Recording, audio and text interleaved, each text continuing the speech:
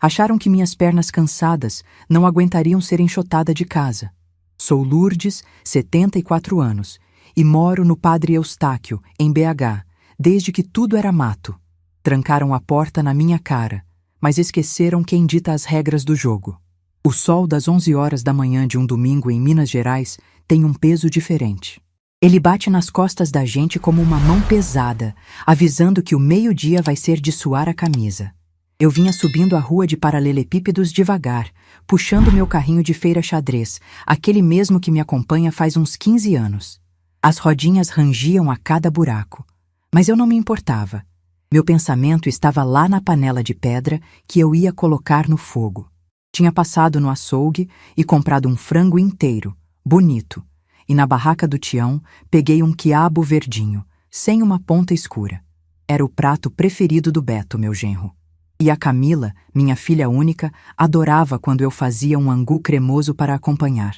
Eu, com a minha aposentadoria suada de merendeira da rede estadual, fazia questão de comprar as coisas do bom e do melhor para os dois. Eles moravam comigo fazia 3 anos. Disseram que era só até o Beto arrumar um emprego fixo e a Camila terminar o curso de estética. 3 anos se passaram, o emprego fixo nunca chegou, o curso foi abandonado pela metade e eu continuei bancando a casa, as contas e as vontades deles. Mas coração de mãe é um terreno que a razão não pisa com facilidade. A gente sempre acha que as coisas vão melhorar, que é só uma fase. Cheguei no portão de ferro verde da minha casa. Aquele portão eu conhecia de olhos fechados. Sabia exatamente onde tinha um ponto de ferrugem perto do trinco e onde a tinta estava descascando na parte de baixo. Encostei o carrinho na parede, respirei fundo para aliviar a pontada que sempre dava na minha lombar e enfiei a mão no bolso do meu vestido de chita para pegar o molho de chaves. Peguei a chave prateada, a mais gasta do molho, e coloquei na fechadura. Ela entrou até a metade e travou. Puxei de volta. Achei que tinha colocado a chave do cadeado do quintal por engano. Minha vista já não é a mesma desde que a catarata começou a dar o ar da graça, então limpei os olhos, olhei bem para o dente da chave e tentei de novo. Forcei um pouquinho. Nada. A chave simplesmente não entrava. O miolo da fechadura estava diferente. Estava brilhante, novo em folha. Um dourado que não combinava com o resto do portão velho. Minhas mãos começaram a suar. Dei 2 batidas no portão com a palma da mão. "Ah, Camila? Ô, Camila, o portão estragou aqui, minha filha. Abre a porta pra mãe, que o frango vai estragar nesse calor."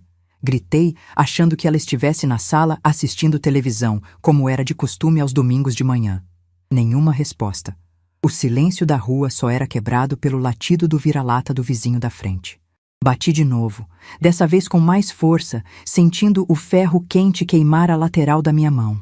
Foi então que ouvi o barulho da janela da sala se abrindo. O vidro correu no trilho e o rosto da minha filha apareceu por trás da grade. Ela estava com o cabelo amarrado num coque, usando a blusa de seda que eu tinha dado de presente no último Natal. Mas o que me gelou o sangue não foi a demora. Foi o olhar dela. Não era um olhar de filha para mãe. Era um olhar de quem olha para um estranho que está pedindo esmola no sinal. "Não precisa bater no portão desse jeito, mãe. Vai amassar o ferro", ela disse, com uma voz fria, mastigando um chiclete. "O que aconteceu com a fechadura, Camila? A chave não entra. Desce aqui e abre para mim. Minhas pernas estão doendo e o carrinho tá pesado." Ela apoiou os cotovelos no parapeito da janela. Atrás dela, vi o vulto do Beto. Ele passou caminhando em direção à cozinha, com uma caneca de café na mão, olhou para a rua, deu um sorrisinho de canto de boca e sumiu da minha vista. "Eu troquei a fechadura, mãe", Camila falou, num tom tão natural que por um segundo eu achei que não tinha escutado direito. "Trocou por quê, minha filha?" "Quebrou. Você devia ter me avisado, eu ficava com a chave nova. Desce aqui e traz a cópia para mim." Camila suspirou. Um suspiro de impaciência, de quem está achando chato ter que explicar algo óbvio. "Não tem cópia para você, mãe." Eu parei. O vento quente de Belo Horizonte pareceu parar junto comigo. As folhas da minha árvore de ipê na calçada pararam de balançar. Senti um zumbido fino no meu ouvido direito. "Como é que é a história, Camila?" Minha voz saiu um pouco mais baixa, arranhando na garganta. "É isso mesmo que você ouviu. A senhora não mora mais aqui. Essa casa agora é minha e do Beto. A gente precisa do nosso espaço, sabe? A gente quer começar uma família, ter privacidade. A senhora já tá velha. As suas manias atrapalham a nossa rotina. O Beto não aguenta mais não poder andar de cueca pela casa ou ter que comer no horário que a senhora manda. Eu olhei para o rosto da menina que eu carreguei 9 meses no ventre. A menina que eu amamentei, que eu curei febre de madrugada colocando pano úmido na testa. A menina para quem eu costurei vestido de quadrilha, virando à noite na minha máquina Singer antiga, porque o dinheiro não dava para comprar um pronto. Ela estava ali, a 3 metros de mim, me dizendo que eu era um estorvo na minha própria casa. Você está brincando comigo, Camila. Abre esse portão agora. Deixa de ser boba, menina. O sol tá quente. Não é brincadeira, não. A senhora pega as suas coisas e vai para a casa da tia Neuza. Ou vai para um asilo, a senhora que sabe. A aposentadoria da senhora dá para pagar um quartinho em algum lugar. Eu já coloquei umas malas com as suas roupas de frio e as suas calcinhas ali no canto do muro, pelo lado de fora. É só a senhora pegar. Eu olhei para o lado. Perto da lixeira, encostadas no muro de chapisco, estavam 2 sacolas grandes de feira, daquelas de lona trançada, abarrotadas com meus vestidos, meus sapatos e o meu filtro de barro pequeno que ficava no meu quarto. Meus pertences, uma vida inteira de 74 anos, jogados no lixo como se fossem entulho. Camila, essa casa é minha. Fui eu e o seu pai, que Deus o tenha, que levantamos isso aqui. Cada tijolo dessa parede tem o suor do Antônio e o cheiro de alho das merendas que eu fiz a vida inteira para pagar os pedreiros. Você não pode fazer isso. A casa tá no meu nome, mãe! Ela levantou a voz, mostrando finalmente a irritação.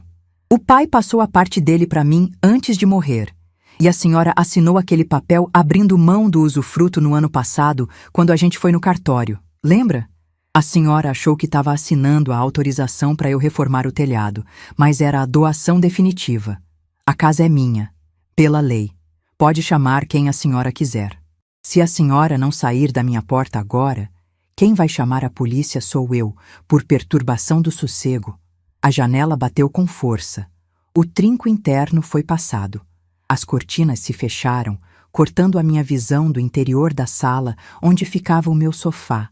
A minha estante com as fotos de família, o meu rádio de pilha, onde eu escutava a missa todo domingo.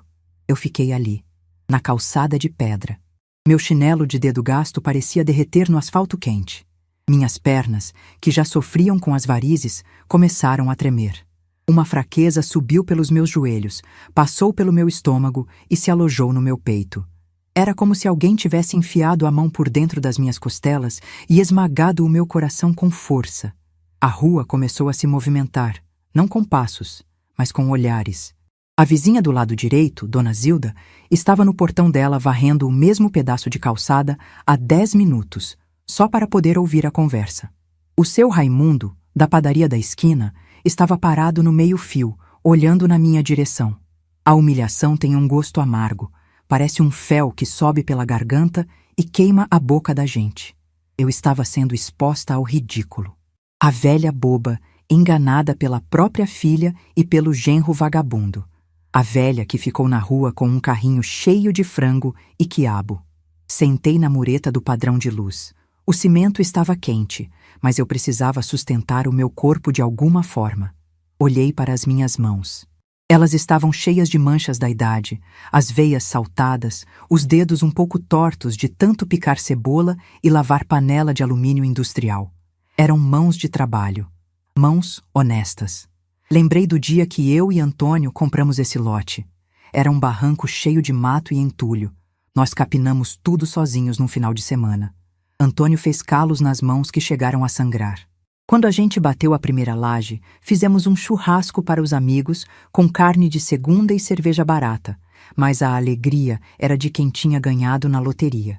Quando Camila nasceu, o quarto dela foi pintado de rosa com uma tinta que eu comprei fiado no depósito do seu Geraldo. Eu limpei o chão dessa casa de joelhos incontáveis vezes.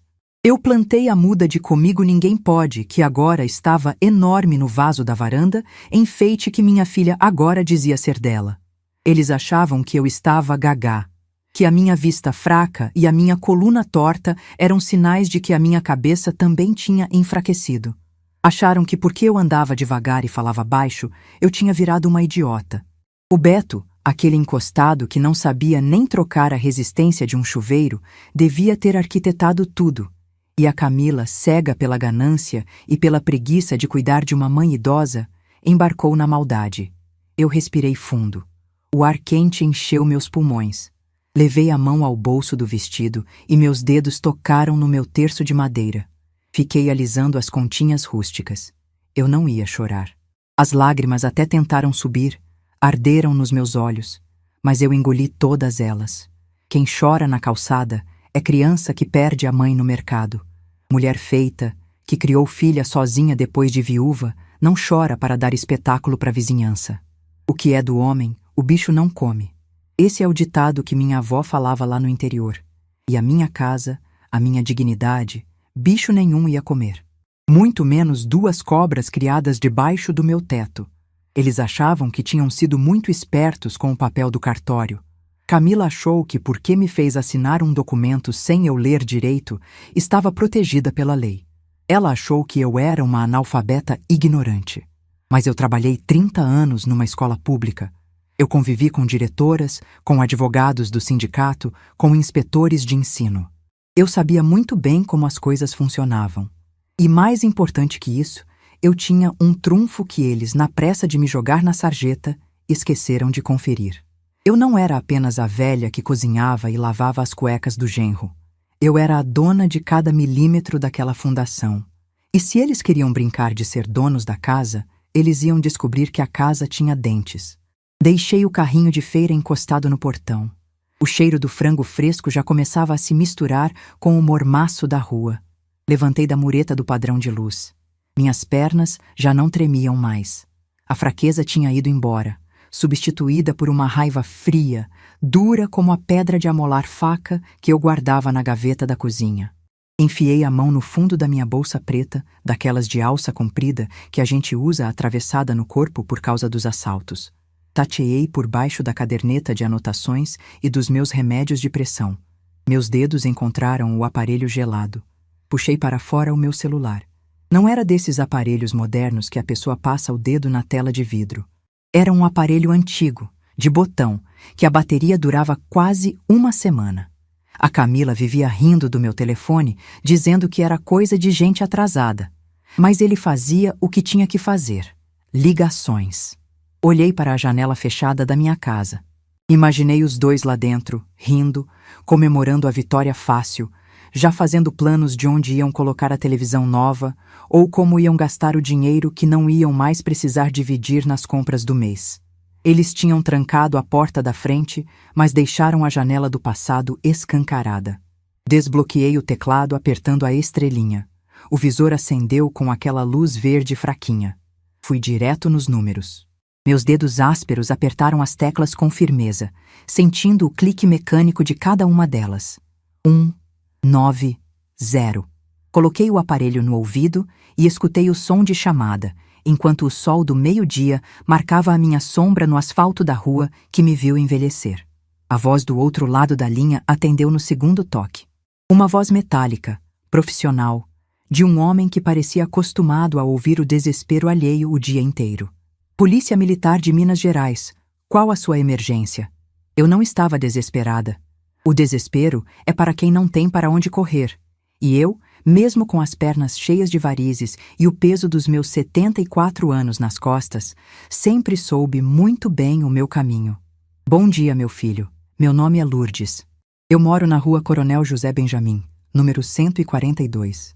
Eu sou uma mulher idosa, acabei de voltar da feira e minha filha trocou a fechadura da minha casa. Ela me colocou na rua com as minhas roupas num saco de lixo. Eu quero registrar uma ocorrência por abandono de incapaz e violência patrimonial. O policial ficou em silêncio por 1 segundo. Acho que ele não esperava uma velha falando com tanta clareza, com as palavras tão bem arrumadas. A maioria das mães, numa hora dessas, estaria chorando, gritando que o mundo ia acabar. Mas o meu mundo não ia acabar num domingo de sol quente. A senhora está na rua agora, dona Lourdes? A sua filha está dentro do imóvel? Estou sentada na mureta do padrão da CEMIG. Eles estão lá dentro. O frango tá aqui no carrinho e o sol tá rachando a moleira. Manda uma viatura, por favor. E manda um policial que saiba ler documento, porque a coisa aqui vai precisar de paciência. Ele pegou meus dados, confirmou o endereço e disse que a viatura estava a caminho. Desliguei o telefone de botão, guardei na bolsa atravessada no corpo e soltei a respiração. A rua já estava virando um palco de teatro de graça para a vizinhança. Dona Zilda, que não perdia um velório nem uma briga de marido e mulher no quarteirão, já tinha largado a vassoura e vinha atravessando a rua com passos miúdos, a cara amarrada numa máscara de falsa piedade. Valha-me Deus, Dona Lourdes, o que foi que aquela ingrata aprontou com a senhora? Eu ouvi os gritos lá do meu tanque. A senhora quer um copo com água com açúcar? Quer entrar lá para casa? Eu olhei para a Zilda. Conhecia aquela mulher há 30 anos. Sabia que a água com açúcar vinha com o preço de um interrogatório completo para ela espalhar na padaria no dia seguinte. Não precisa de açúcar, Zilda. Minha pressão tá ótima, graças a Deus e ao losartana que eu tomo direitinho. Mas eu vou te pedir um favor de vizinha velha. Peguei a sacola com as compras do almoço de dentro do meu carrinho xadrez e estendi para ela. Pega esse frango e esse quiabo e guarda na sua geladeira. Se ficar aqui no sol, vai estragar. E comida é sagrada. Se eu não tiver onde cozinhar amanhã, você faz um ensopado para nós. Zilda arregalou os olhos, pegou a sacola meio sem jeito, balançando a cabeça. Mas a senhora vai ficar aí no sol? Entra lá para casa, mulher. Eu não arredo o pé daqui da minha calçada até a polícia chegar. Quem não deve não teme, Zilda. E eu não devo nem um centavo para ninguém. Pode ir lá guardar o frango. Ela obedeceu, olhando para trás a cada 2 passos. Fiquei sozinha de novo com as minhas sacolas de lona trançada. O asfalto parecia exalar ondas de calor que distorciam a visão lá no final da rua. Fechei os olhos por um momento e deixei a mente viajar para longe daquele portão verde enferrujado. Camila achava que eu era uma coitada. O Beto, aquele traste que não sabia a diferença entre um prego e um parafuso, devia rir de mim pelas costas, achando que a velha aqui só servia para assinar cheque e passar café. Eles olhavam para as minhas mãos manchadas e a minha coluna um pouco curvada e viam fraqueza. Eles esqueceram de onde eu vim. Eu passei 35 anos da minha vida dentro de uma cozinha de escola estadual. Eles acham que lidar com panela pequena de casa exige força? Eles não sabem o que é levantar às 4:30 da manhã, no frio de lascar de junho, para arear panela de alumínio industrial de 50 litros. Eles não sabem o que é descascar 100 quilos de batata, com a faca cortando o dedo e o calo engrossando na palma da mão, para garantir que 1.500 crianças tivessem uma refeição quente no recreio. Eu fui merendeira, com muito orgulho, e dentro daquela cozinha, quem mandava era eu. Enfrentei diretor de escola arrogante que queria cortar a carne das crianças para economizar verba. Bati boca com o inspetor de ensino que achava que merendeira não tinha voz. Na grande greve dos professores de 88, eu estava lá. Quando a polícia jogou gás lacrimogênio na Praça da Assembleia, eu não corri.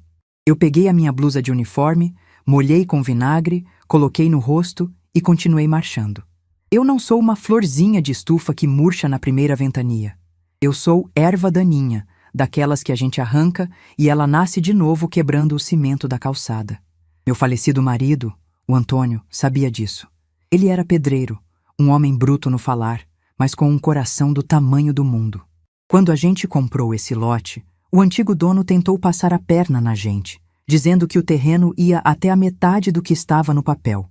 Fui eu que peguei a trena, chamei o homem na chincha no meio da rua e mostrei o mapa da prefeitura que eu tinha ido buscar de ônibus no centro da cidade. Antônio só ficava olhando, rindo escondido, e dizia: "Quem mexer com a Lourdes tá cutucando onça com vara curta." Mas o tempo passa, a pele enruga, o cabelo fica branco, e as pessoas mais novas começam a confundir velhice com burrice.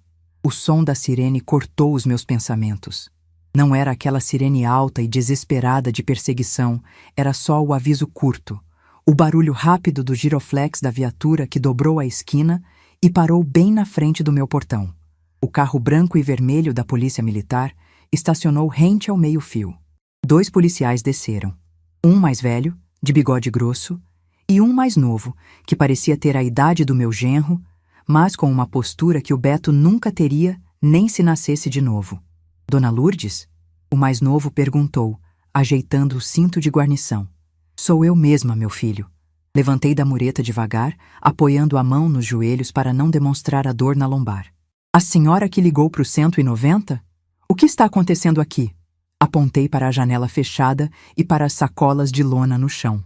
Minha filha e o marido dela moram comigo. Fui na feira e, quando voltei, eles tinham trocado o miolo da fechadura. Colocaram as minhas roupas na rua e disseram que a casa agora é deles. Disseram que eu sou velha e atrapalho a vida do casal. O policial mais velho franziu a testa, olhando para as sacolas no chão. O maxilar dele travou. Ele se aproximou do portão e bateu com a mão espalmada no ferro. Bateu forte. O barulho ecoou na rua inteira. Polícia Militar! Abre o portão aqui, fazendo o favor! Silêncio. Ninguém se mexeu lá dentro. O policial bateu de novo, dessa vez usando a lateral do cacetete na grade. Se não abrir por bem, a gente chama o chaveiro e entra por mal para averiguar denúncia de maus tratos. Abre agora. A janela da sala correu no trilho devagarinho. A cara do Beto apareceu, pálida, os olhos arregalados. A arrogância de meia hora atrás tinha sumido. Atrás dele, Camila estava roendo a unha do polegar, tremendo. Qual o problema, seu oficial? Beto tentou engrossar a voz, mas saiu um esguicho fino. A gente não fez nada de errado. A casa está no nome da minha esposa. A gente só pediu para a mãe dela procurar outro lugar. O senhor desça aqui e venha conversar no portão. Agora, ordenou o policial mais velho. 1 minuto depois, o barulho do trinco novo soou e o portão se abriu uma fresta. Beto e Camila estavam ali, protegidos pelas grades. Camila segurava uma pasta de plástico azul na mão. A casa é minha, policial, Camila falou, a voz esganiçada. Ela tirou um papel da pasta e empurrou pelo vão da grade. Olha aqui. É um documento de doação assinado em cartório. Ela passou a casa para o meu nome. A gente tem o direito de morar sozinhos. Ela não pode ficar aqui infernizando o nosso casamento. O policial mais novo pegou o papel. Leu com calma. Depois olhou para mim. A expressão dele era de pena. Eu odiei aquele olhar. Eu não queria pena de ninguém. Dona Lourdes. Ele suspirou pesadamente. Esse papel aqui é um termo de doação reconhecido em cartório. Se a senhora assinou isso, civilmente, a posse do imóvel é dela. Nós não podemos arrombar a casa e colocar a senhora lá dentro à força sem uma ordem de um juiz. A polícia não faz reintegração de posse sem mandado. Camila deu um sorriso de canto de boca. Um sorriso vitorioso, nojento, que me deu vontade de arrancar com um tapa bem dado. Beto estufou o peito. Tá vendo, seu guarda? A gente tá dentro da lei. A velha que é teimosa e não quer aceitar. Eu dei um passo à frente. Parei bem na frente da grade, olhando no fundo do olho do meu genro. Velha é a sua falta de vergonha na cara, Roberto. Minha voz saiu firme, cortando o ar quente como uma navalha. Virei para o policial. Meu filho, eu não chamei vocês aqui para arrombar porta. Eu não sou ignorante. Eu sei que briga de papel se resolve no fórum, e não na calçada. O policial me olhou, surpreso.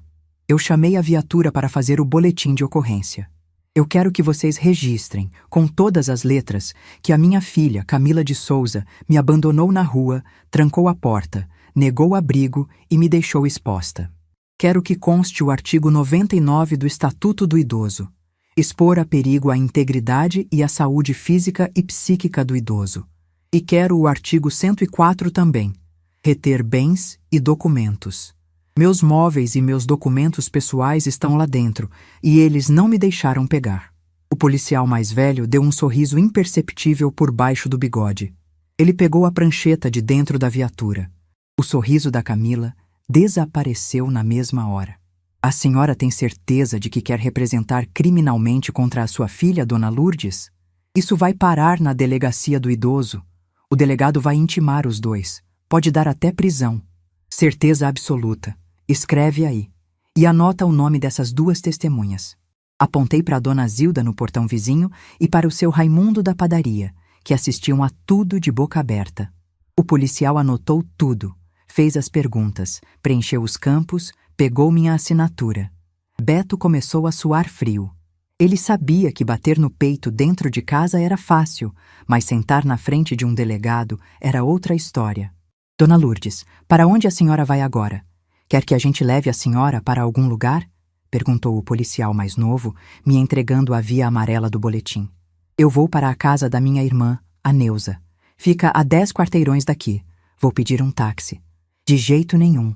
A senhora e essas sacolas vão na viatura com a gente. É o mínimo que podemos fazer. Eu não recusei. Quando a gente precisa poupar as pernas para a guerra, não se recusa carona. Os policiais colocaram minhas sacolas no porta-malas. Antes de entrar no banco de trás, olhei mais uma vez para a grade do portão. Camila e Beto estavam pálidos, acompanhando meus movimentos. Aproveitem a casa de vocês, eu disse, num tom tão baixo e calmo que acho que só eles ouviram. Cuidem bem do meu IP, eu volto logo para regar. Entrei na viatura.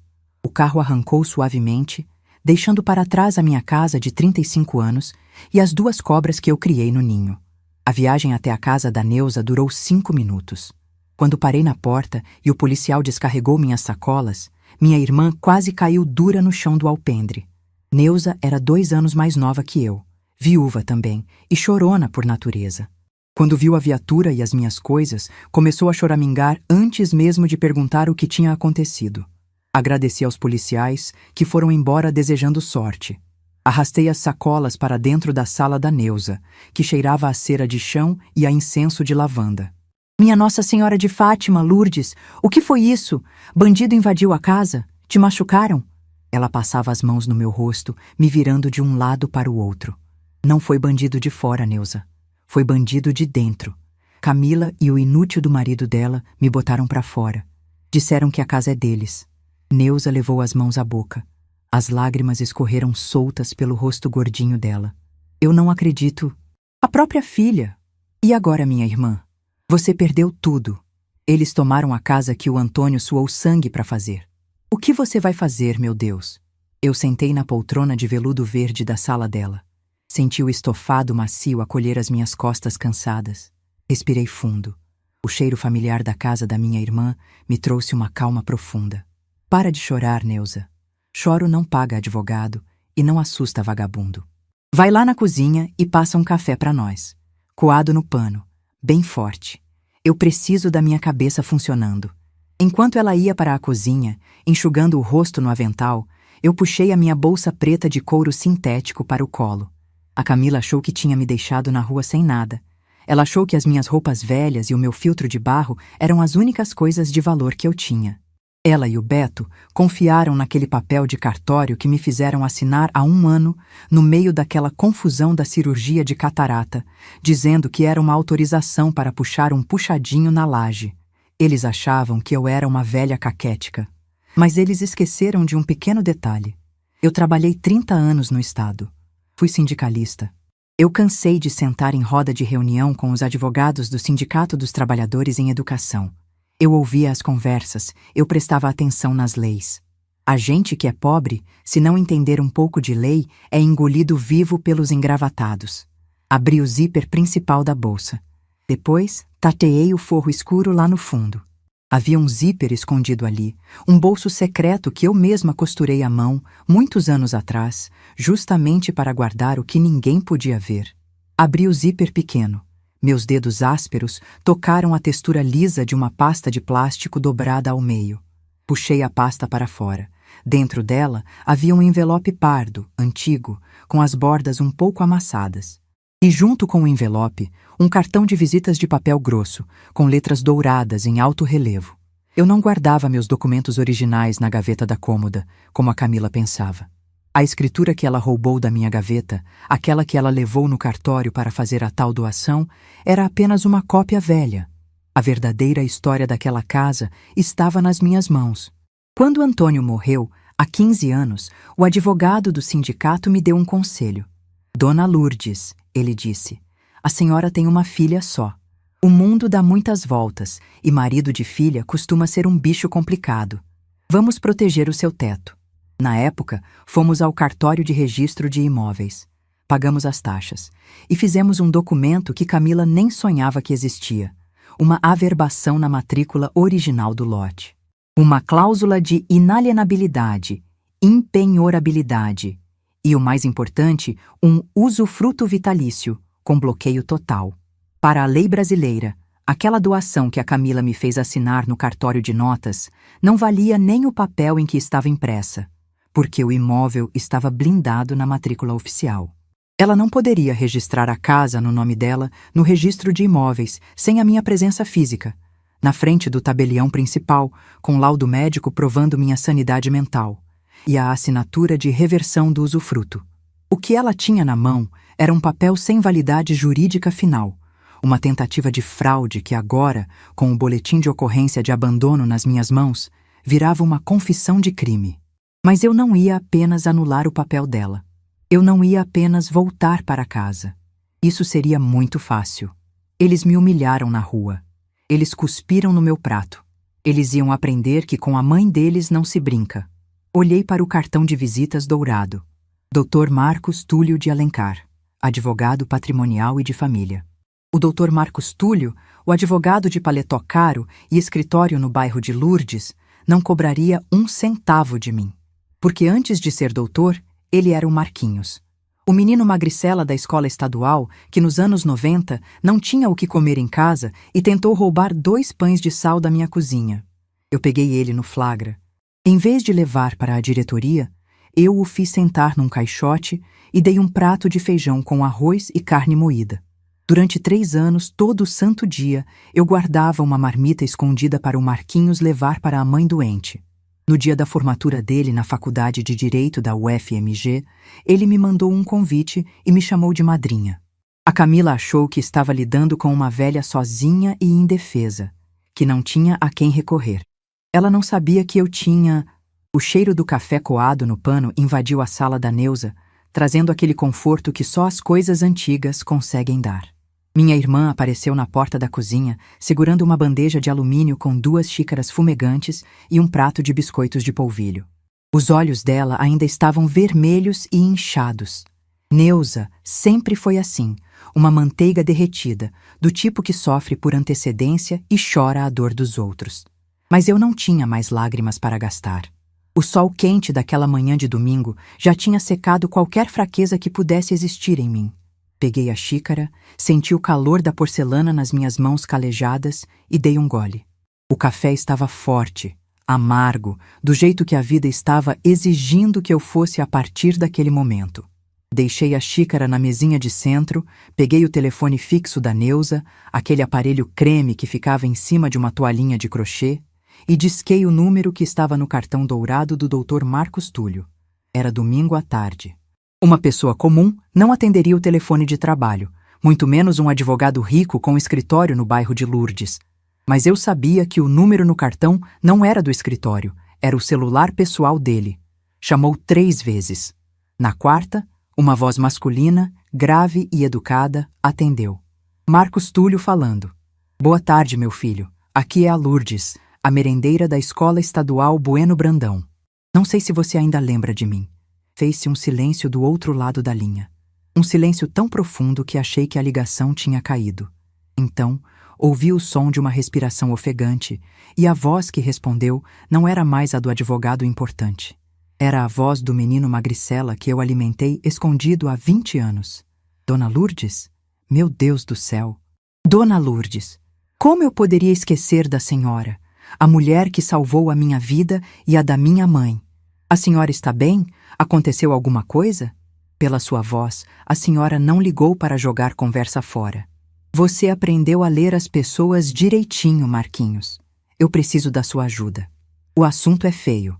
Minha própria filha trocou a fechadura da minha casa e me botou na rua com a roupa do corpo e um filtro de barro. Ouvi um barulho de cadeira arrastando do outro lado. Onde a senhora está agora, Dona Lourdes? Me passa o endereço. Eu estou saindo de casa neste minuto. Passei o endereço da Neuza e desliguei o telefone. Minha irmã me olhava com os olhos arregalados, segurando o biscoito de polvilho no ar. Você chamou aquele menino que roubava pão na escola, Lourdes? Aquele esfarrapado? O que um coitado daquele vai fazer contra a Camila e o Beto? Dei um sorriso de canto de boca, ajeitando o meu vestido de chita. Aquele menino esfarrapado hoje usa terno de seda, Neuza. E ele conhece a fome. Quem conhece a fome não tem medo de briga de cachorro grande. 40 minutos depois, um carro preto, comprido e silencioso estacionou na porta da casa da Neuza. Pela fresta da cortina, vi Marcos Túlio descer. Ele estava mais forte, o cabelo com alguns fios grisalhos nas têmporas, vestindo uma camisa social branca impecável e calça de alfaiataria. Mas o olhar ainda era o mesmo. Quando abri a porta, ele não apertou a minha mão. Ele me deu um abraço apertado, daqueles que a gente dá em mãe que não vê há muito tempo. Senti os ombros dele tremerem de leve. Sentamos na mesa da copa. Neuza, ainda desconfiada, serviu mais café. Marcos abriu uma pasta de couro legítimo em cima da toalha de plástico rendado e tirou um bloco de anotações e uma caneta de metal brilhante. Contei a história inteira, cada detalhe. Falei sobre o emprego que o Beto nunca arrumava, sobre a paciência que eu tive, sobre o papel que a Camila me fez assinar no cartório no ano passado, quando eu estava com o olho tampado por causa da cirurgia de catarata. E, por fim, falei sobre a manhã daquele domingo, o frango fresco, a porta trancada, as sacolas na calçada e a viatura da polícia militar. Marcos ouvia tudo em silêncio, anotando furiosamente. A expressão dele foi mudando. O sorriso afetuoso deu lugar a uma máscara de frieza profissional que dava até calafrio. Quando terminei de falar, empurrei o boletim de ocorrência e a minha pasta de plástico azul pela mesa. Aqui estão os documentos, Marquinhos. A cópia da matrícula com a averbação do usufruto que o antigo advogado do sindicato fez e o papel amarelo da polícia. Ele pegou a certidão de inteiro teor do imóvel. Leu a primeira página. Leu a segunda. Os olhos dele brilharam. Ele soltou a caneta em cima da mesa e recostou na cadeira, soltando uma risada seca, sem alegria nenhuma. Dona Lourdes, a senhora é uma raposa felpuda. Ele balançou a cabeça, admirado. A sua filha achou que estava dando o golpe do século. Ela pegou uma procuração ou um termo de doação simples no cartório de notas, se aproveitou da sua vista fraca e achou que com isso era a dona do mundo. E ela não é? Perguntou Neuza, espremendo as mãos, nervosa. Longe disso, dona Neuza. Marcos apontou para o papel na mesa. A doação que a Camila tentou fazer tem um vício de consentimento gravíssimo. Mas pior do que isso para ela é que a matrícula original, registrada no cartório de imóveis, tem uma cláusula de usufruto vitalício e inalienabilidade. Ou seja, a casa é da dona Lourdes até o último dia de vida dela. Ninguém vende, ninguém toma, ninguém aluga sem a assinatura dela. A Camila tem um pedaço de papel inútil, que na verdade é a prova material de uma tentativa de estelionato contra uma idosa. Eu cruzei os braços, sentindo um peso enorme sair dos meus ombros. O que é certo é certo. E a lei, quando está na mão de quem sabe usar, é uma marreta pesada. O que a gente faz agora, doutor? Perguntei, usando o título dele pela primeira vez em sinal de respeito. Agora, a gente deixa eles cozinharem no próprio veneno por alguns dias. Marcos cruzou as mãos sobre a pasta. Eu vou entrar com um pedido de tutela de urgência na vara cível para a reintegração de posse. Com esse boletim de ocorrência de abandono de incapaz e violência patrimonial, o juiz assina a liminar em 48 horas, mas nós não vamos avisar. Eles vão achar que venceram, vão relaxar, e quando a marreta cair, vai ser de uma vez só. A senhora vai processar a sua filha criminalmente? Eu olhei para a parede da copa da Neuza, onde tinha um quadro de São Jorge matando o dragão. Lembrei do sorriso cínico da Camila na janela. Lembrei do Beto, de pijama ao meio-dia, rindo da minha cara enquanto eu torrava no sol. O amor de mãe perdoa muita coisa, mas a dignidade de uma mulher honesta não aceita humilhação. Quero que eles respondam por cada artigo do Estatuto do Idoso que eles rasgaram hoje de manhã. Marcos assentiu, os olhos cheios de um orgulho que me aqueceu a alma. Deixa a papelada comigo. A partir de amanhã, o pesadelo deles começa. Mas a senhora precisa fazer a sua parte, dona Lourdes. Cortar as asas deles onde mais dói. O dinheiro. Naquela noite, eu dormi no quarto de hóspedes da Neuza. O colchão era mais duro que o meu, mas eu dormi um sono pesado e sem sonhos. A consciência limpa é o melhor travesseiro que existe. Na segunda-feira, acordei às 6 da manhã. O céu ainda estava daquele azul escuro de fim de madrugada e o frio de Belo Horizonte pinicava o nariz. Vesti uma saia escura, uma blusa de lã abotoada até o pescoço, peguei minha bolsa preta e saí de casa antes da Neuza acordar. Eu tinha uma missão silenciosa. Meu primeiro destino foi a agência da Caixa Econômica Federal, na avenida principal do bairro. Fui a primeira a entrar quando o gerente destrancou as portas de vidro às 10 horas. O seu Carlos, gerente da minha conta há 15 anos, me atendeu na mesa dele, oferecendo um copinho de café de plástico. Dona Lourdes, que milagre a senhora por aqui na segunda-feira. Aposentadoria só cai na semana que vem. Seu Carlos, eu preciso que o senhor cancele o meu cartão múltiplo. Aquele que fica com a minha filha para ela fazer as compras do mês. Quero que bloqueie tudo. Não entra 1 centavo de débito, não aprova 1 centavo de crédito. E quero transferir o meu saldo da poupança para uma conta nova, sem cartão dependente. O gerente franziu a testa, percebendo a dureza na minha voz. Ele digitou no teclado do computador, a tela refletindo nos óculos dele. Dona Lourdes, tem certeza? Tem compras programadas aqui. Tem o aplicativo de comida que o seu genro usa quase todo dia, tem a assinatura da televisão a cabo, tem a internet. Tudo debita nesse cartão de crédito. Se eu bloquear, vai cortar tudo hoje mesmo. É exatamente isso que eu quero, seu Carlos. Corta na raiz. A torneira secou. Assinei os papéis com a mão firme. Quando saí do banco, o sol já estava alto. Senti um prazer miúdo, uma faísca de justiça esquentando o peito. O Beto adorava pedir sanduíche artesanal de noite, pago com o suor da minha aposentadoria. Queria ver o que ele ia comer quando o cartão desse recusado na maquininha do entregador. De lá, peguei um ônibus e fui até o centro da cidade. Parei numa loja da operadora de telefone e cancelei a internet de banda larga e o pacote de televisão a cabo que estavam no meu CPF. A moça do balcão disse que o sinal cairia em menos de 2 horas. Imaginei o Beto, no meio da tarde, esparramado no meu sofá, perdendo o sinal do jogo de futebol de videogame que ele passava o dia inteiro jogando. Eu estava cercando o galinheiro. Eles achavam que tinham me jogado na rua, mas não perceberam que foram eles que ficaram trancados numa jaula sem comida e sem água. Voltei para a casa da Neuza no fim da tarde. Assim que pisei na varanda, vi minha irmã andando de um lado para o outro, com o telefone sem fio pendurado na orelha, gesticulando. Quando me viu, ela desligou apressada. Lourdes do céu, a Zilda acabou de me ligar.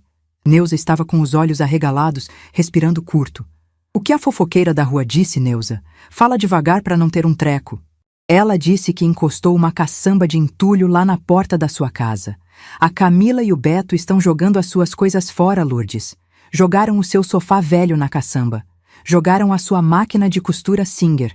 A Zilda disse que eles compraram carne de primeira, botaram uma caixa de som na varanda e estão fazendo churrasco. Estão comemorando, minha irmã. Comemorando que te enxotaram. Senti uma pontada no peito. A minha máquina Singer. Aquela máquina de ferro preto, com o pedal de ferro fundido, que eu comprei com o dinheiro de meses de faxina quando Antônio ficou desempregado. A máquina que costurou as roupas da própria Camila quando ela era criança. Jogada numa caçamba de entulho como se fosse lixo. O sangue subiu para o meu rosto, quente e violento. Minha mão tremeu por um segundo. A vontade era de pegar um táxi, descer lá no Padre Eustáquio e quebrar aquela caixa de som na cabeça do vagabundo do meu genro. Mas eu respirei fundo. Fechei os olhos e contei até 10. A raiva é burra. A paciência é que vence a guerra. Deixa eles comemorarem, Neuza. Minha voz saiu estranhamente calma, o que assustou minha irmã ainda mais. O porco, quando vai pro abate, é o que mais come lavagem. Eles estão cavando o próprio buraco. Quanto mais alto o balão sobe, maior é o estouro quando a agulha fura. Na terça-feira, o silêncio deles começou a rachar. O feitiço estava virando contra o feiticeiro. Eu estava na cozinha ajudando a Neuza a descascar alho quando o celular dela apitou. Era uma mensagem de áudio no WhatsApp. O meu celular de botão não tinha essas modernidades, então Camila mandou para a tia. Neuza apertou o botão para ouvir. E a voz esganiçada e irritada da minha filha encheu a cozinha. Tia Neuza, avisa para minha mãe parar de ser infantil. Ela bloqueou o cartão de crédito e a conta do banco. O Beto foi comprar cigarro e pão na padaria e passou a maior vergonha. Cortaram a nossa internet também, Fala pra ela que a gente não tá brincando. Ela tem obrigação de pagar as contas. A gente cuidou dela esse tempo todo. Se ela não desbloquear isso hoje, eu vou pegar o resto das tralhas dela e botar fogo na calçada. Avisa essa velha teimosa. Neuza olhou para mim, apavorada. O alho nas minhas mãos continuou sendo descascado, no mesmo ritmo, sem pressa. O que eu respondo, Lourdes? Neuza perguntou com o dedo tremendo em cima da tela do celular. Não responde nada. Apaga a mensagem. O silêncio é a melhor resposta para quem está desesperado. Eles perceberam que a fonte secou. A festa acabou, Neuza. Agora começou a ressaca. Na quarta-feira de manhã, o meu celular de botão tocou. O visor verde acendeu mostrando o número do Marcos Túlio. Fui para o quintal, perto do pé de jabuticaba, para atender com calma. Bom dia, doutor. Bom dia, dona Lourdes. A senhora dormiu bem? Dormi com a tranquilidade dos justos, meu filho. E o senhor? Ouvi a risada dele pelo telefone. Era uma risada gostosa, de quem estava com as cartas vencedoras na mão. Eu nem dormi, dona Lourdes. Fiquei no fórum até agora há pouco. O juiz titular da Vara do Idoso leu a nossa petição. Ele viu o boletim de ocorrência, viu a matrícula original do imóvel e viu a audácia daquela doação fraudulenta. Ele ficou indignado. Meu coração deu um pulo no peito, mas mantive a voz firme. E o que o juiz disse? Ele assinou a liminar de reintegração de posse imediata. E não é só isso. Ele expediu um mandado de busca e apreensão para os seus documentos que ficaram na casa e oficiou o Ministério Público para abrir inquérito criminal contra a Camila e o Roberto por apropriação indébita e violência patrimonial. Eu fechei os olhos. O vento fresco da manhã balançou as folhas da jabuticabeira e eu senti o cheiro da terra úmida. O cheiro da vitória. Quando a gente vai lá, Marquinhos? Perguntei, sentindo a força nas minhas pernas voltar, como se eu tivesse 20 anos a menos. O oficial de justiça já está com o mandado na mão. Eu já acionei o comando da Polícia Militar. 2 viaturas vão nos acompanhar, para garantir que não haja resistência. A senhora veste a sua melhor roupa, dona Lourdes. Nós vamos buscar a sua casa de volta ao meio-dia. Na mesma hora em que eles te colocaram no sol, nós vamos colocar os 2 na sombra. Desliguei o telefone. Olhei para o céu azul de Minas Gerais. A Camila e o Beto acharam que eu era uma velha gagá. Acharam que podiam me descartar como quem joga fora uma panela velha que perdeu o cabo. Eles passaram 3 dias debochando, jogando minhas memórias numa caçamba de entulho, achando que o mundo era dos espertos. Mas eles esqueceram que a esperteza engole o dono, e eu estava prestes a mostrar para eles que quem ri por último ri de dentro da própria casa. Vesti meu vestido de linho azul marinho, aquele que eu guardava no fundo do guarda-roupa coberto com uma capa de plástico para não pegar poeira. Era a roupa que eu usava para ir à missa de domingo de Páscoa e para ir a casamentos. Calcei meu sapato preto de salto Anabela, o único que não machucava os meus joanetes, e passei um pouco do meu perfume seiva de alfazema atrás das orelhas. Arrumei meus cabelos brancos num coque bem firme, preso com grampos. Quando me olhei no espelho do quarto da Neuza, não vi a velha de 74 anos que foi enxotada para a calçada. Vi a mulher do Antônio. Vi a merendeira que alimentou milhares de crianças. Vi a dona da minha própria história. Neuza estava sentada na beirada da cama, apertando um terço de cristal entre os dedos gordinhos, rezando baixinho. — Você tem certeza de que quer ir lá, Lourdes? Ela perguntou, a voz tremendo de medo. — Deixa a polícia resolver. Essa gente, quando se vê encurralada, vira bicho. O Beto pode tentar fazer alguma maldade com você. Eu peguei a minha bolsa preta de alça comprida, atravessei no corpo e olhei para a minha irmã. O Beto é um covarde, Neuza, e covarde só late quando está atrás do portão. Quando a coleira aperta, ele afina a voz. Eu vou lá porque eu preciso olhar no olho dos 2 quando a casa cair. Pega a sua bolsa. Você vai comigo para ser testemunha. O carro do Marcos Túlio buzinou na porta exatamente às 11h30 da manhã. O sol de Belo Horizonte já estava a pino, castigando o asfalto. Entramos no banco de trás do carro espaçoso, que cheirava a couro limpo e ar-condicionado. Marcos Túlio estava no banco da frente, ao lado do motorista dele, vestindo um terno cinza chumbo que devia custar mais do que o Beto ganhava num ano inteiro das raras vezes em que trabalhou. — Tudo pronto, dona Lourdes? Marcos perguntou, virando o rosto para trás, com aquele olhar de menino esperto que agora tinha o peso da lei nas costas. Pronta desde domingo, meu filho. Pode tocar para o padre Eustáquio. A viagem foi feita num silêncio pesado, cortado apenas pelo barulho do motor do carro. Quando viramos a esquina da rua Coronel José Benjamim, meu estômago deu uma volta, mas eu engoli a ansiedade a seco. O relógio do painel do carro marcava exatamente 12:00. O mesmo horário em que, dias antes, eu estava sentada na mureta do padrão de luz, suando e chorando por dentro. A vida tem uma ironia muito caprichosa quando quer ensinar uma lição. A rua estava diferente. Logo na entrada do quarteirão, vi o brilho das luzes vermelhas e azuis. 2 viaturas grandes da polícia militar, aquelas caminhonetes robustas, estavam paradas na porta da minha casa, com o giroflex ligado, mas sem sirene. O silêncio da vizinhança era absoluto. Ninguém varria a calçada. Ninguém estava no portão. Mas eu sabia que por trás de cada cortina de renda daquela rua, havia um par de olhos arregalados acompanhando a cena. O carro do Marcos Túlio parou logo atrás da segunda viatura.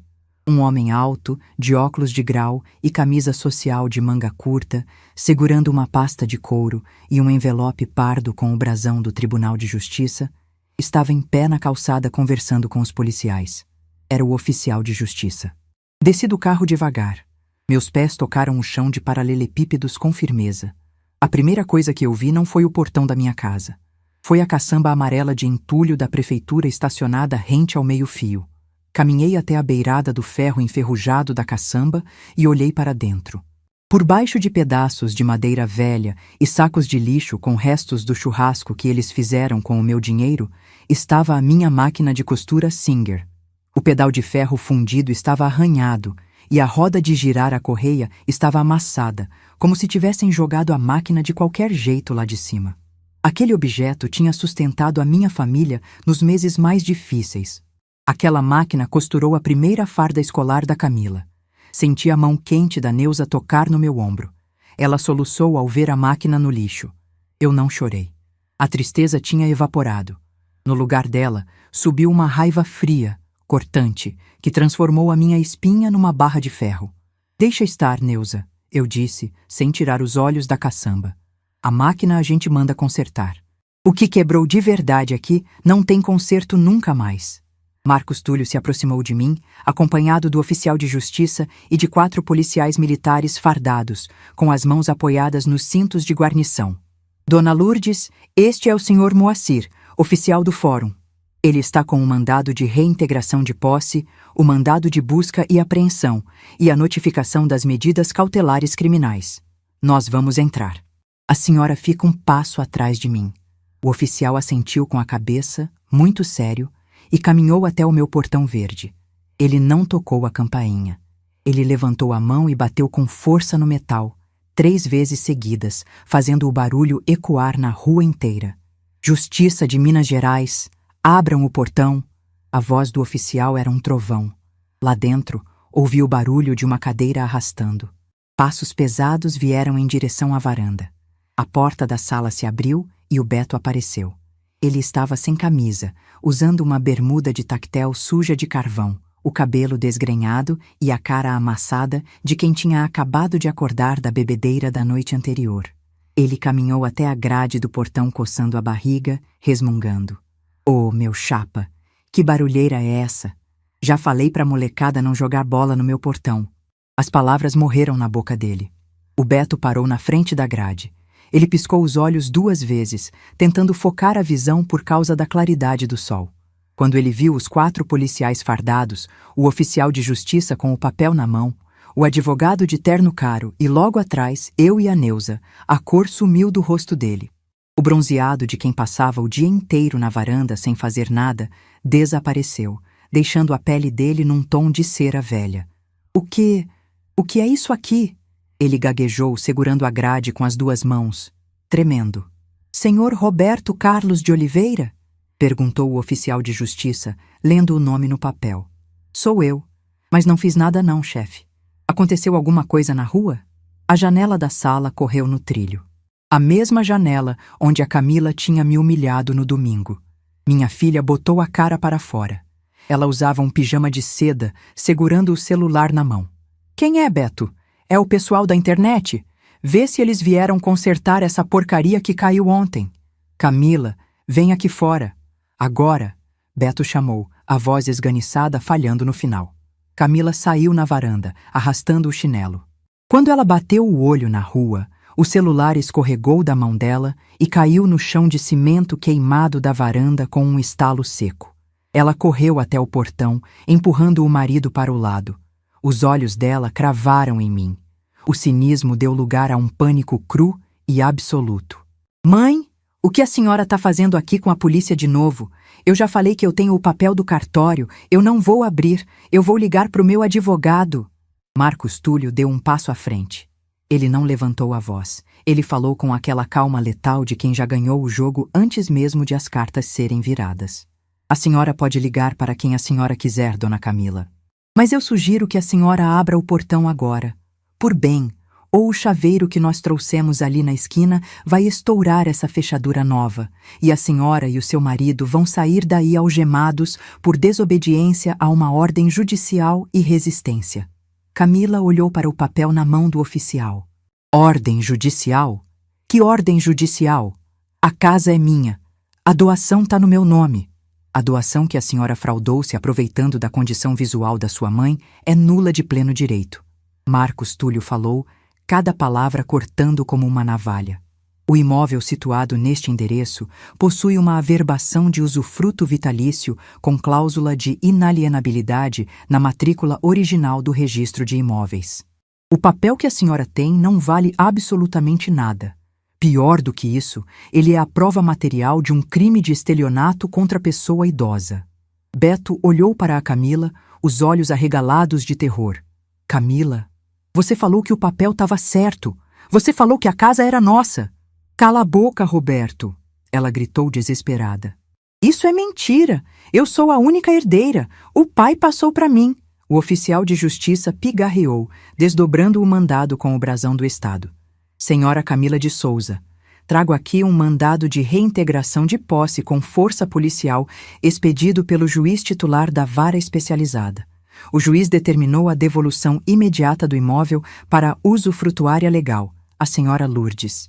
Além disso, trago também a notificação de abertura de inquérito no Ministério Público por apropriação indébita, violência patrimonial e abandono de incapaz. Se os senhores não abrirem o portão neste exato segundo, a polícia vai arrombar. O silêncio que se seguiu foi tão pesado que eu podia ouvir o zumbido de uma mosca voando perto da lixeira. Camila olhou para o Beto. Beto olhou para os policiais, que já estavam levando a mão para perto dos cacetetes. O genro valente, que não aguentava mais não poder andar de cueca pela casa, destrancou o portão e puxou o ferro para trás. O portão verde se abriu.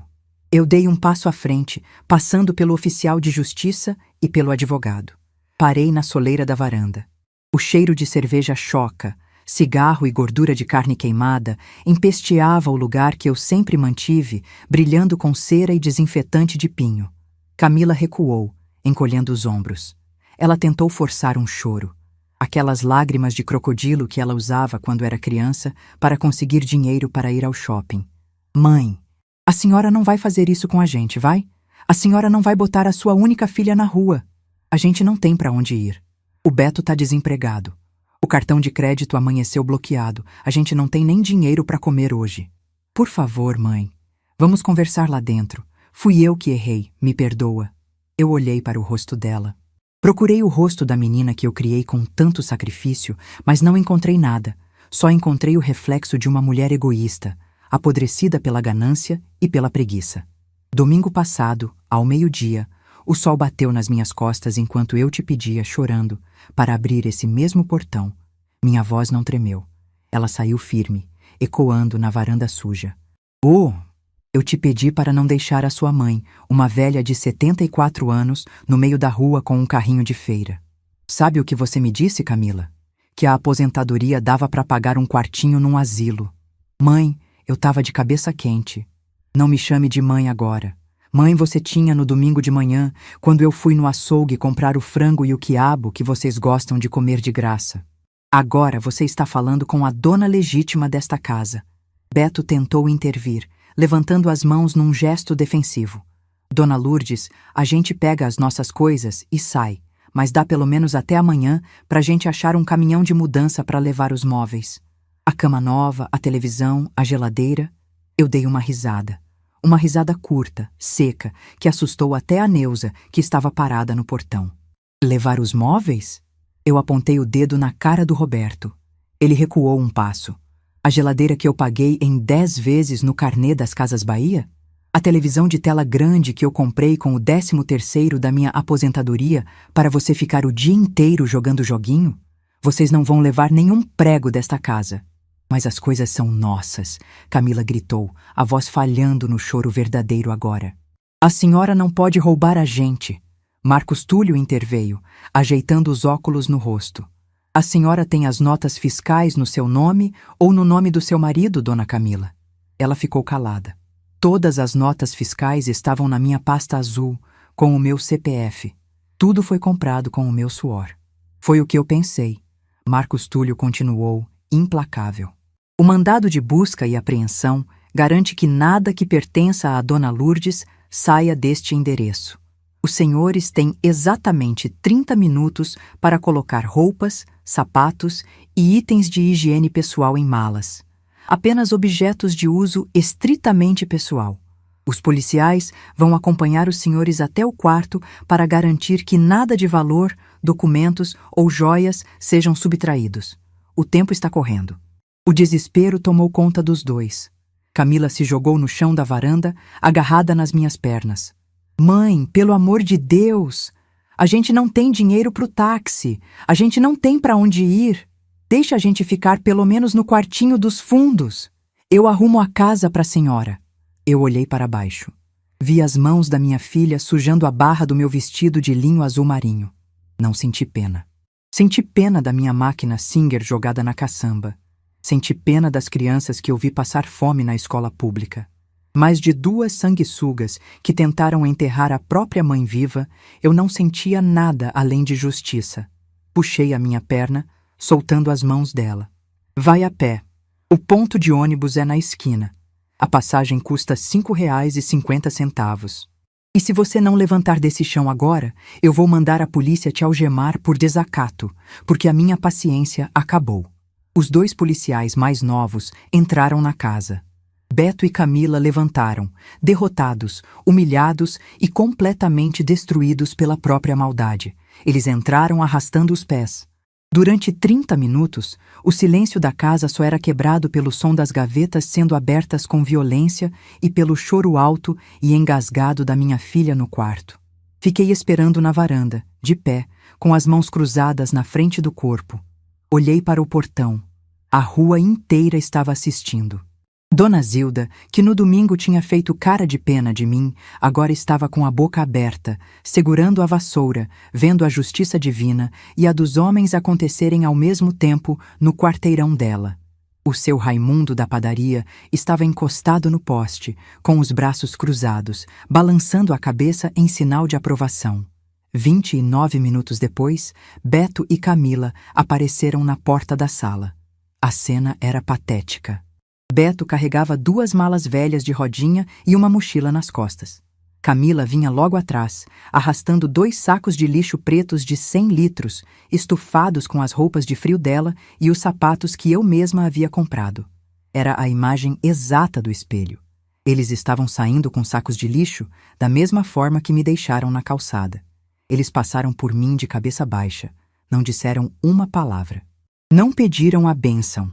O peso da humilhação pública esmagava a arrogância deles a cada passo. Quando eles atravessaram o portão e pisaram na rua, o silêncio da vizinhança era ensurdecedor. O único barulho era o rangido das rodinhas da mala do Beto batendo nos paralelepípedos, ecoando rua abaixo, enquanto eles caminhavam debaixo do sol escaldante, sem rumo, sem dinheiro e sem teto. O oficial de justiça me entregou as vias do mandado assinadas. Marcos Túlio deu um sorriso satisfeito, fechou a pasta de couro e apertou a minha mão. O chaveiro vai trocar todos os miolos das portas agora mesmo, dona Lourdes. A casa é sua de novo. Ninguém mais tira a senhora daqui. Agradeci aos policiais, que bateram continência em respeito, e me despedi do Marcos Túlio. Neuza entrou logo depois de mim, correndo para a cozinha para abrir as janelas e deixar o ar viciado sair. Fiquei sozinha na varanda por um momento. Caminhei até o vaso grande de barro no canto da parede. A minha muda de Comigo Ninguém pode estava lá, com as folhas verdes e largas, resistindo firme ao calor e à poeira. Passei meus dedos calejados pela folha fria, respirei o cheiro da minha casa e sorri para o vento quente de Minas Gerais. O chaveiro terminou o serviço em menos de 20 minutos. Ele me entregou um molho com 3 chaves prateadas, novinhas em folha, que brilhavam sob o sol do meio-dia. Paguei o rapaz com o dinheiro trocado que eu tinha na bolsa, agradeci e fechei o portão verde. O barulho da tranca nova estalando no ferro foi o som mais bonito que eu escutei naqueles últimos dias. Era o som da minha liberdade. Entrei em casa e encontrei a Neuza já de vassoura na mão, varrendo a sala com uma força que parecia querer arrancar o cimento queimado do chão. O cheiro lá dentro era uma mistura de cigarro barato com cerveja derramada. As almofadas do meu sofá estavam jogadas no chão, a pia da cozinha transbordava de louça suja de gordura e havia cinzas no meu tapete de retalhos. Eles não apenas tentaram roubar a minha casa, eles tentaram sujar a minha história. "Deixa essa vassoura aí, Neuza", eu falei, arregaçando as mangas do meu vestido de linho azul marinho. "Sujeira de alma ruim a gente não tira só com palha. A gente tira com água sanitária, sabão em pedra e sal grosso." Fui até o quartinho dos fundos, peguei um balde de plástico, enchi d'água até a boca e virei meio litro de desinfetante de pinho. Nós duas viúvas de mais de 70 anos, passamos a tarde inteira lavando aquela casa de ponta a ponta. Eu esfregava o chão com a vassoura de piaçava, sentindo a água espumar e levar embora todo o rastro de preguiça e desrespeito que o Beto e a Camila tinham deixado para trás. A cada balde d'água que eu jogava no quintal, empurrando a espuma suja para o ralo, era como se eu estivesse lavando o meu próprio coração. Quando o relógio de parede da cozinha marcou 5 horas da tarde, a casa cheirava a limpeza. O chão brilhava. As janelas estavam escancaradas, deixando o vento fresco do fim de tarde do padre Eustáquio entrar e purificar o ambiente. Mas ainda faltava uma coisa muito importante que estava lá fora, no meio-fio, misturada com o lixo da prefeitura. Fui até a calçada. A caçamba amarela de entulho ainda estava lá. Olhei para a minha máquina de costura Singer. O ferro preto e pesado estava arranhado, coberto de poeira e restos de carvão do churrasco que eles fizeram para comemorar a minha desgraça. Seu Raimundo, o dono da padaria, estava passando na hora com a caminhonete dele. Ele parou, desceu do carro limpando as mãos no avental branco e me olhou com aquele respeito de quem conhece a vizinhança inteira. "Dona Lourdes, a senhora precisa de ajuda com isso aí?" Ele apontou para a caçamba. "Preciso, seu Raimundo. O senhor me ajuda a tirar a minha velha guerreira do lixo? O ferro dela é pesado demais para os meus braços." Ele chamou o ajudante da padaria. Os 2 homens fortes entraram na caçamba, ergueram a máquina de ferro fundido com cuidado e a carregaram para dentro da minha sala, colocando-a exatamente no canto perto da janela, onde ela sempre esteve. Agradeci aos 2, que foram embora acenando. Peguei um pano de prato úmido, um vidro de óleo de peroba e me ajoelhei na frente da máquina. Fui limpando cada detalhe. O pedal de ferro, a roda da correia, a agulha de aço. Enquanto eu passava o pano, as memórias vinham como um filme. Lembrei das noites frias de junho em que eu costurava calças para o meu falecido Antônio ir trabalhar na obra. Lembrei dos vestidos de chita que eu fiz para a Camila brincar nas festas de São João. Eles acharam que jogar a minha máquina no lixo ia me quebrar. Eles não entenderam que ferro bom, forjado no calor do trabalho honesto, não quebra à toa. Pode amassar, pode arranhar, mas a estrutura continua firme. Terminei de passar o óleo, coloquei o pé no pedal e empurrei. A roda girou macia, fazendo aquele barulho rítmico e antigo. Ela estava viva. E eu também. A notícia do que aconteceu naquela manhã de quarta-feira correu o bairro inteiro antes mesmo de o sol se pôr. A vizinhança, que adora uma fofoca, não falava de outra coisa na fila do pão. A velha merendeira tinha colocado a filha e o genro na rua com a ajuda da polícia. Ninguém mais me olhava com pena. O olhar da dona Zilda, quando me viu varrendo a calçada no dia seguinte, era um misto de espanto e reverência. O respeito, quando não é dado por educação, a gente arranca por imposição. Os dias que se seguiram foram de um silêncio restaurador. Voltei a acordar às 6 da manhã, passar o meu café no coador de pano e beber na minha xícara de louça branca, sentada na varanda, olhando para o meu vaso de Comigo Ninguém Pode. A conta de luz voltou para o meu nome. A internet eu mandei religar, mas só o pacote básico, para eu poder assistir às minhas missas no domingo e ouvir as músicas sertanejas do tempo do Antônio. Mas a vida, quando decide cobrar a conta, cobra com juros e correção monetária. E a conta da Camila e do Beto chegou a galope. Na semana seguinte, o Marcos Túlio me ligou para dar o andamento do processo. O Ministério Público não aliviou. A denúncia por violência patrimonial e abandono de incapaz foi aceita pelo juiz.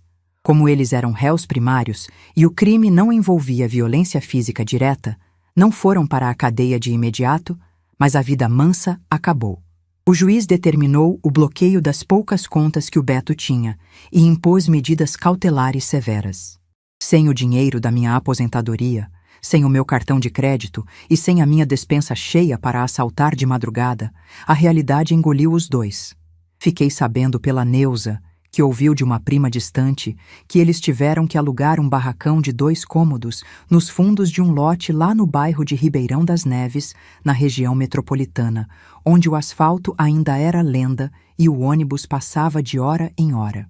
O Beto, o valente que não aguentava as minhas manias e queria andar de cueca pela casa grande, teve que engolir o orgulho. Como não tinha estudo e nunca parava em emprego nenhum, a fome bateu na porta. Ele arrumou serviço de ajudante de pedreiro numa obra no centro de Belo Horizonte. O destino tem um senso de humor afiado. O homem que tentou roubar a casa que o meu marido construiu tijolo por tijolo, agora passava 10 horas por dia debaixo de sol quente, virando massa de cimento e carregando saco de areia nas costas para pagar o aluguel do próprio barraco. A Camila, a princesa que achava que o mundo devia favores a ela, também sentiu o peso da própria maldade. O curso de estética que ela tinha largado pela metade não serviu para nada. Ela conseguiu uma vaga de operadora de caixa num supermercado atacadista. Tinha que acordar às 4:30 da manhã, pegar 2 ônibus lotados e passar o dia inteiro passando compras dos outros, com o supervisor cobrando meta e cliente reclamando no ouvido. Exatamente o tipo de trabalho duro que ela sempre teve nojo de fazer. 1 mês depois do despejo, o telefone da minha casa tocou numa noite de terça-feira. Eu estava na sala, terminando de fazer a barra de uma saia na máquina Singer. Atendi o aparelho creme que ficava na mesinha do corredor. Alô? Falei, apertando os olhos para enxergar o relógio na parede. Mãe, sou eu. A voz da Camila estava diferente. Não tinha mais aquele tom esganiçado e arrogante. Era uma voz miúda, cansada, rouca. O silêncio pesou na linha por alguns segundos. Meu coração de mãe deu uma fisgada no peito. É mentira quem diz que a gente deixa de amar um filho, por pior que ele seja. A gente ama, a gente sofre, mas a gente aprende que o amor não pode ser a corda que eles usam para nos enforcar. O que você quer, Camila? Minha voz saiu neutra, sem raiva, mas sem doçura. Mãe, a senhora me perdoa? A minha vida virou um inferno. O Beto chega do trabalho estressado, a gente briga todo dia. O barracão aqui tem goteira, choveu ontem e molhou o colchão. O meu salário não dá nem para a compra do mês. A gente tá comendo ovo com farinha tem 3 dias. Deixa eu voltar para casa, mãe. Eu largo o Beto, eu peço divórcio.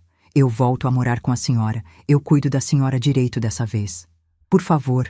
Fechei os olhos. A imagem dela na janela, mastigando chiclete, dizendo que a minha aposentadoria dava para pagar um asilo, passou pela minha cabeça clara como a luz do dia. Lembrei das minhas roupas em sacos de lixo. Lembrei da humilhação na calçada. A dor ensina o que a paciência não consegue mostrar. Se eu deixasse a Camila voltar, se eu abrisse a porta na primeira dificuldade dela, eu estaria assinando o meu próprio atestado de burrice. Estaria criando um monstro dependente para o resto da vida. Quem pariu Mateus que o embale. E ela que embalasse a vida que escolheu. Camila, presta atenção no que eu vou te falar. Eu disse, segurando o bocal do telefone com firmeza. Eu te criei com dignidade. Eu limpei chão de escola para te dar o que comer. Você cuspiu no prato, jogou a panela no lixo e trancou a porta. O que você está passando agora não é castigo de Deus, não. É a colheita do que você mesma plantou. Mãe, eu tô passando necessidade. A senhora vai deixar a sua filha passar fome? Você tem 2 pernas, 2 braços e saúde. Está trabalhando no supermercado, não está? Então aprenda a fazer o dinheiro render. Aprenda a cozinhar o ovo com farinha e dar graças a Deus que tem o ovo. A minha casa não é pensão para abrigar quem tenta me apunhalar pelas costas. Não me ligue mais para pedir dinheiro ou teto. O dia que você aprender a ser gente, a gente conversa. Fica com Deus. Coloquei o telefone no gancho. Minhas mãos tremeram um pouco. Uma lágrima solitária, teimosa, escorreu pelo meu rosto enrugado. Eu limpei a lágrima com as costas da mão, respirei fundo e voltei para a minha máquina de costura. A barra da saia não ia se fazer sozinha.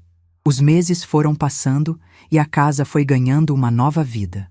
Eu percebi que aquele espaço, que foi construído para abrigar uma família, era grande demais para ficar vazio, mas precioso demais para ser ocupado por ingratidão. Eu passei 35 anos da minha vida dentro de uma cozinha de escola, alimentando crianças. O cheiro de alho refogado, de cebola dourando no óleo e de feijão engrossando no caldo era a minha verdadeira vocação. Então, decidi que a minha velhice não ia ser passada na frente de uma televisão assistindo programa de fofoca. Comprei panelas maiores, limpei a bancada da cozinha, fui até a paróquia do Padre Eustáquio e conversei com o padre responsável pelas obras de caridade. 2 vezes por semana, nas terças e quintas, a minha casa virava uma verdadeira linha de produção. Eu e a Neuza fazíamos 50 marmitas de comida caseira. Arroz bem soltinho, feijão com caldo grosso, carne moída com batata e um refogado de repolho. Seu Raimundo da padaria doava os pães para acompanhar. Na hora do almoço, os voluntários da igreja passavam na minha porta para recolher as quentinhas e distribuir para os moradores de rua do centro da cidade. Quando eu via o porta-malas do carro da paróquia cheio com a comida que saiu das minhas mãos, eu sentia uma força no peito que nenhuma variz na perna ou dor na lombar conseguia diminuir. Eu era útil. Eu era dona do meu espaço e do meu dinheiro. A minha aposentadoria agora servia para alimentar quem não tinha nada, e não para bancar vagabundo dentro de casa. Num domingo de sol, exatamente 1 ano depois daquele fatídico dia em que fui colocada na rua, minha casa estava cheia. Mas dessa vez, cheia das pessoas certas. Eu tinha feito um almoço de domingo daqueles de respeito. Um lombo de porco assado no forno com batatas coradas, farofa de banana da terra, couve picada bem fininha e um arroz com alho, que o cheiro ia até a esquina.